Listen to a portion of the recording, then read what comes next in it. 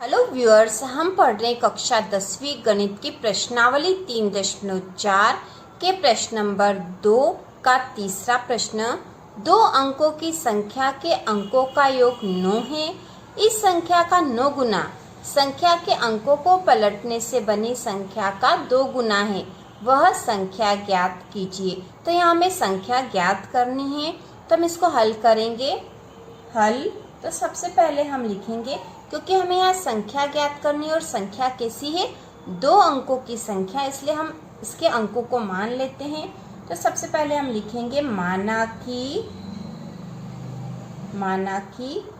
2 अंकों की संख्या में 2 अंकों की संख्या में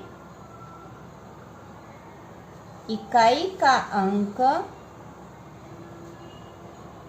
x है तथा इकाई का अंक x मान लिया हमने, तथा दहाई अंक y है। ठीक है, तो इकाई का अंक तो x है और दहाई का अंक जो है यह y है। तो x और y हमने अंक मान लिए हैं, क्योंकि यह 2 अंकों की संख्या है। तो x और y इकाई और दहाई के अंक है, तो संख्या क्या होगी, संख्या, इसलिए संख्या बराबर, क्योंकि इकाई अंक यहाँ पर x है तो इकाई के स्थान पर तो x आ जाएगा, और दहाई अंक y है तो दहाई के स्थान पर क्या आ जाएगा, 10y, क्योंकि दहाई में 10 होता है, इसलिए दहाई के अंक के स्थान पर आएगा 10y। ठीक है, इकाई में x और दहाई में हो जाएगा 10y। जैसे उदाहरण के तौर पर यहाँ पर हम समझ लेते हैं, जैसे यदि कोई संख्या है, मान लो 25 है, तो यदि हम इसमें इकाई का अंक 5 है और दहाई का अंक 2 है, इसमें इकाई 5 है और दहाई 2 है, तो जब हम इस संख्या को ऐसे प्लस में लिखेंगे तो संख्या क्या बनेगी, 20 धन 5, क्योंकि दहाई के स्थान पर 2 है तो 2 दहाई में 10 होते हैं। तो यहाँ पर इस अंक के साथ 10 का गुणा होगा तो यह 20 हो जाएगा।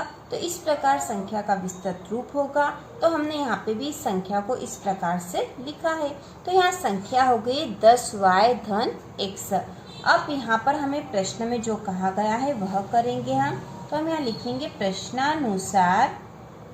प्रश्न में हमसे क्या कहा गया है, 2 अंकों की संख्या के अंकों का योग 9 है। तो यहाँ जो अंक दे रखे इनका योग 9 है। तो अंक कौन से, इकाई का अंक x है और दहाई का अंक y है। तो यहाँ पे अंकों का योग 9 है, तो इसका मतलब हुआ x धन y बराबर 9। ये अंकों का योग 9 है, यह हमें प्रश्न में बताया गया है। तो हमने इसको समीकरण 1 नाम दे दिया है। इसके बाद हम लिखेंगे पुनः प्रश्नानुसार।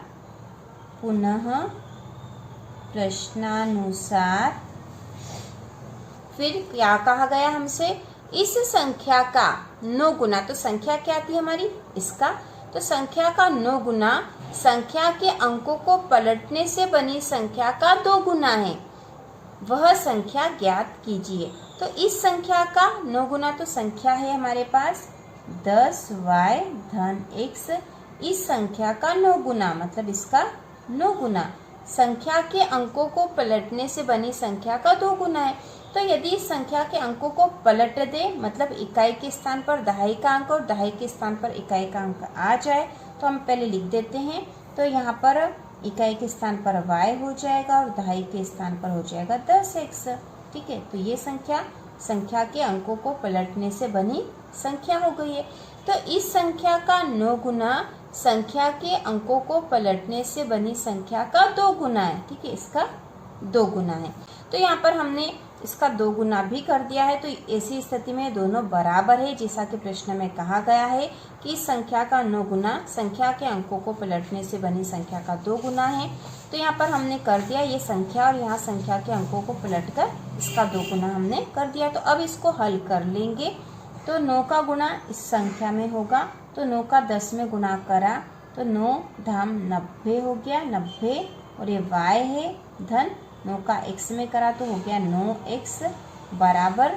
अब यहाँ 2 का गुणा इन दोनों में होगा, तो 2 का गुणा 10 में करा तो 20 हो गए, 20 x हो जाएंगे क्योंकि x है, फिर धन 2 का y में करा तो 2y हो गया है।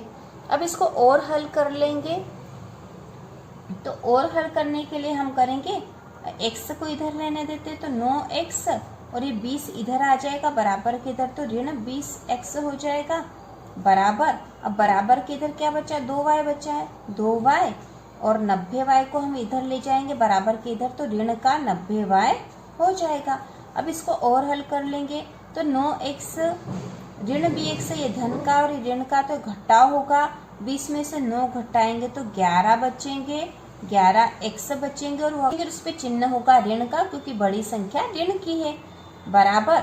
इसी प्रकार से ये धन और ऋण है तो ऋण होगा मतलब घटाव होगा, और 90 में से 2 घटा देंगे तो 88 बचेंगे, 88y और उस पे चिन्ह होगा ऋण का, क्योंकि बड़ी संख्या ऋण की है। अब देखो यहाँ पे भी ऋण और ये भी ऋण है, तो ये ऋण से ऋण कट जाएगा। अब बचा है 11x बराबर 88y।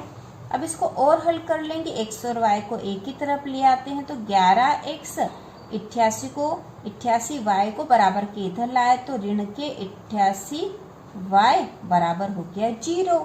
ठीक है, यहाँ जो समीकरण बन रही वह है 11x ऋण 88y बराबर 0, और हमारी जो समीकरण 1 क्या बनी थी, x धन y बराबर 9।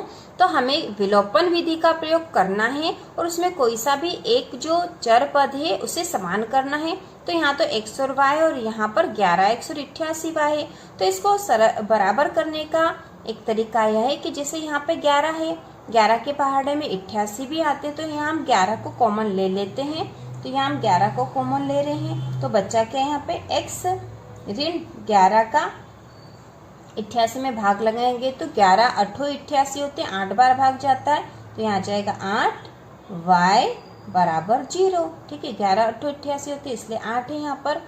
तो इसको 11 को हम बराबर के इधर लेके चले जाएंगे, तो ये हो जाएगा x ऋण 8y बराबर 0/11 बट्टे में आ जाएगा यहाँ 11। यहाँ हो गया 0/11, मतलब 0 में 11 का भाग लग रहा है, और 0 में किसी भी संख्या का भाग लगाते हैं तो 0 ही आता है, तो यहाँ 0 हो जाएगा।